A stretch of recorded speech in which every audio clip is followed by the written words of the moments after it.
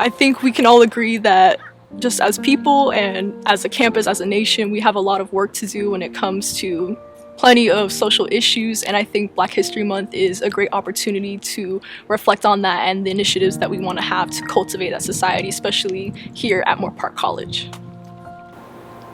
I think it's important for everyone to be educated about history in general, and Black history more importantly, because it's a topic that can sometimes be considered taboo. There's not a light shined on it directly.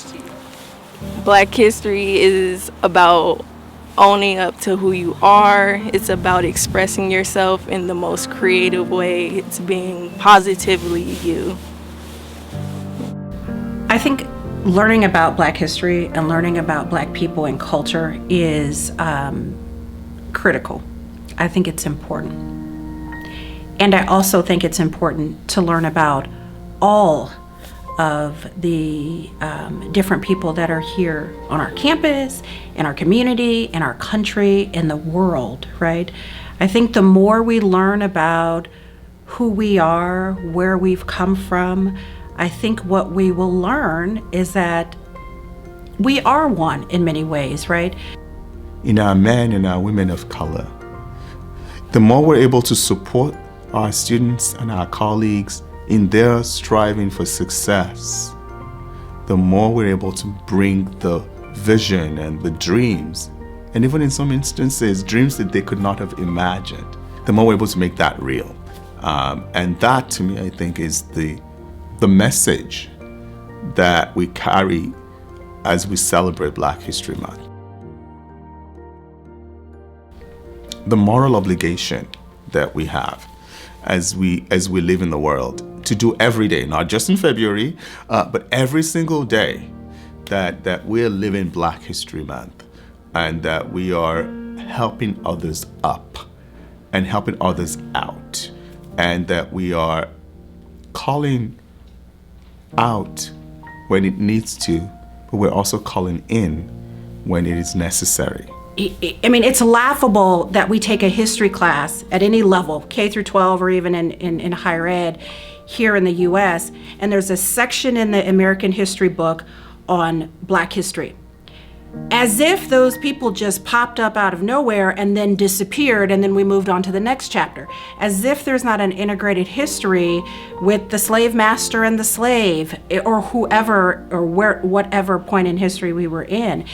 It's really silly, actually, right? So until we get to that point where it's integrated in the culture, and if we're talking about the antebellum South, that we're talking about those really clear, problematic relationships between Black and white people that existed on a daily basis in every aspect of society.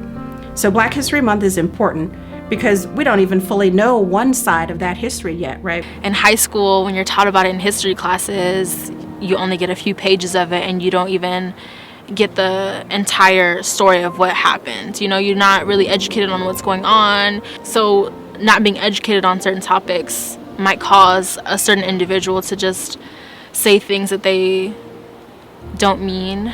Diversity and our actual accomplishments that we've done in the past, and even as of now, I think it's important that they update our textbooks and actually showcase what we really are about besides slavery, you know. I remember in my 8th grade class for US history seeing that the Black experience was limited to 2 pages, and these 2 textbook pages only discussed slavery, and I was confounded, you know, by the fact that when you really reflect on history, we have been doctors, we have been engineers, teachers, you know, just looking at this past month, you know, we can be the vice president, we can be presidents, and we can be the youngest inaugural poet. I think Black History Month is an amazing opportunity to reflect not only on, you know, the fact that we do have a painful history, but that we can learn from, but all of the potential that we have. Those individuals who struggled set the ground for our successes today. And it's incumbent upon us to now do the same for those who will come after us. And that's why I do think that, you know, the work that we do at the college to make sure that we have diverse faculty and staff and administrators available to our students so that students see individuals who are like them and they are able to connect with those individuals. But at the same time that we work with allies from other communities so that they are better able to do the work of supporting us, in our journeys. They're able to understand and value our experiences so that those experiences are integrated into the instruction, into the curriculum, and integrated into the ways in which people deliver information and deliver knowledge and share knowledge. Normally, I teach primarily writers of color or women or folks who identify as LGBTQI. And we were reading Fences, set in the 1950s about a black family. Main character was a really good baseball player but was not able to be a part of the major leagues because of segregation, right? So before we got into the text, I said to my class here at Moorpark, tell me what's going on in the 1950s. Give me just a background of the history, generally what's happening in the 1950s in America. And inevitably, every semester, the students would say to me, so they knew there was a racial issue, they just didn't know what. They would say, slavery. And I would say to myself, the 1950s? Like, what? But it was clear to me that there was a disconnect in knowledge base that the students had coming out of our feeder schools in our district, and I suspect it's probably true outside of this area as well, about the history, just American history in general, but in particular about black people. What they knew about black people was slavery. That's it. They were slaves at some point. We don't know the details of what that meant, but we know the bad thing that happened to black people, right, was slavery.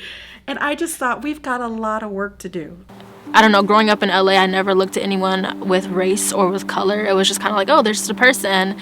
And then moving out of that and seeing other people who just made the distinction between me and their friends, kind of making me feel like, oh, I'm noticing my color, when I just think that it's not all about color and race.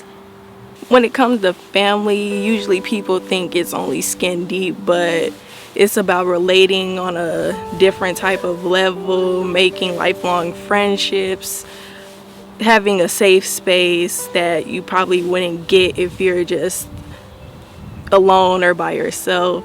Our work is that we're moving towards justice. Our work is that we're moving towards equity. Our work and our lives, I would say, is that we're moving towards celebrating and investing in one another's humanity.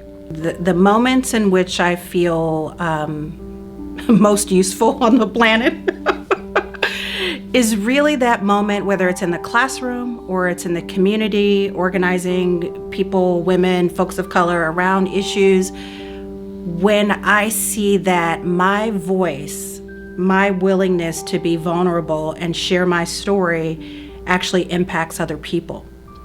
My ideal is that we have Black history awareness, and ideally we wouldn't have particular months where we've had to shine a light at the end of the day. I think we all want a time where we feel all of our history is shared and we reflect on all of that history.